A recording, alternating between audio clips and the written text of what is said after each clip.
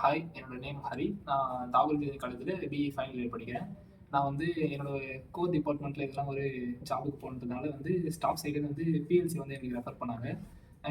PLC படித்தா நிறைய vacancy இருக்குன்னு சொல்லிட்டு இருந்தாங்க. அதனால நாங்கள் வந்து பிஎல்சிக்காக வந்து நிறைய இன்ஸ்டியூட் வந்து சர்ச் பண்ணிட்டு இருந்தோம். அப்போ வந்து எங்களுக்கு வந்து மிஸ்டேக் வந்து கிடச்சிது.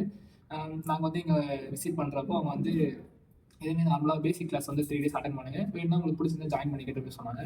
அதனால நாங்கள் வந்து 3 டேஸ் அட்டன் பண்ணோம். எங்களுக்கு பிடிச்சிருச்சு. அதுக்கப்புறம் காஸ்ட் வந்து கம்மியாக இருந்ததுனால நாங்கள் இங்கே ஜாயின் பண்ணோம்.